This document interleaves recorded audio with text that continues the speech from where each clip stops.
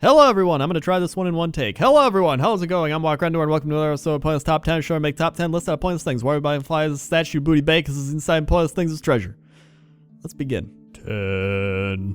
Number 10 is Silithus, and I picked Silithus because the sky has this weird color scheme that I really liked that's unlike a lot of the other zones from older WoW. And as you can see, it's got a brown and kind of a blue and then the black. It's like a layered sky, and I really like that. And then it's got the harvest moon, which is like an orange moon. And I just really liked it. So it's number 10. 9. Number 9 is Winterspring, and I picked Winterspring because I like the way it looks. It's one of my favorite zones. I love snow, I love all that. But it also taught me that when you look up in the sky, it actually does kind of look purple when it's snowed outside. And I never even realized that. I was like, why is the sky purple in Winterspring? One time it snowed here, I looked up and it was like all purpley-ish outside. And I was like, whoa, Winterspring. Teaching you about real life sky. Yeah. 8.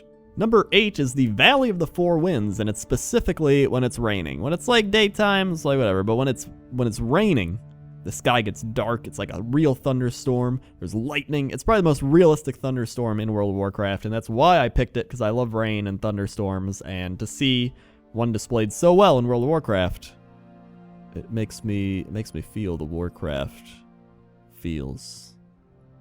I don't know what I'm saying. 7. Number 7 is the sky in the Dread Wastes, and that's because it's got this blue cobwebby feel to it. And then there's like this weird thing coming down from that, and you're like, what is that? And you look up and you're like, whoa, it's this giant black hole of doom thing. I talked about it in my ceilings in WoW video, even though it wasn't a ceiling, and I called it an emo Alice in Wonderland. And I had to say it again, because I think it fits it well. Just an emo Alice in Wonderland. WoWcrendor, quit reusing your own jokes! 6. Number 6 is Shadowmoon Valley, and I picked Shadowmoon Valley because it reminds me of that post-apocalyptic world almost. You have the meteors falling and the explosions and the like green, splashy, weird feel and the like dark clouds, and I just thought it really captured Shadowmoon Valley's essence in a whole. It was really a zone that was defined by its sky a lot. I thought it was a sky zone. It's like a sky zone. This fall, Sky Zone starring Tom Cruise. 5. Number 5 is one I didn't expect to even put on this list, and that's Zuldrax.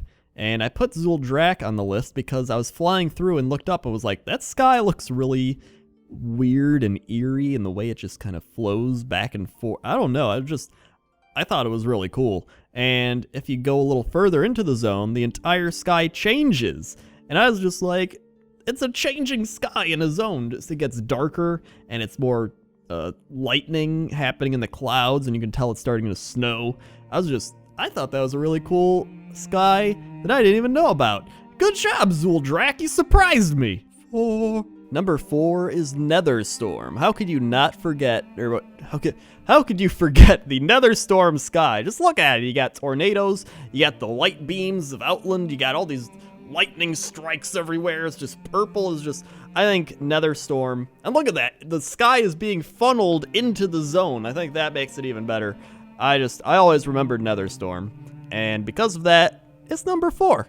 3. Number 3 goes to Hellfire Peninsula, and that's because when you first walked into the Dark Portal in Burning Crusade, you just looked up and saw that crazy sky. You see the giant light beam, you see the red planet and the blue planet, and I think everybody has that in their memory. You have all those planets in the sky and the giant beams and the red smoke floating around. It's just, or the clouds, smoke cloud, whatever.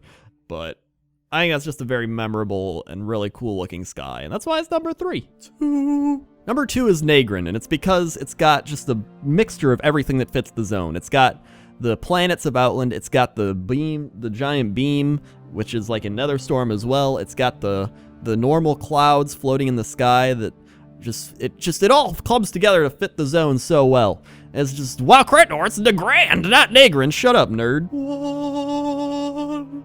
Number 1 is in the Howling Fjord, and I think a lot of people thought I was going to pick Negron as number 1, but I didn't. And I picked the Howling Fjord because the sky just looks so amazing in this fog, and the the lights floating in the sky like the Aurora Borealis, and then you got the star. It just looks, and the purple and the yellow. Oh, I love the way the sky looks. I remember seeing this for the first time way back in Wrath of the Lich King, and I was like, this sky looks just beautiful. It was one of the most beautiful skies I've seen in WoW, and I think it's the most beautiful sky in WoW. You have to be in the fog, though. Otherwise, it's just whatever. And here's a really cool shot I got when I was flying there of just yellow lights. And here's a weird glitchy thing I saw in the Krasarong Wilds where there's light beams shining through the trees where there's actually no sunlight shining through them. I just felt like I had to show that. Thanks for watching this video. See you later.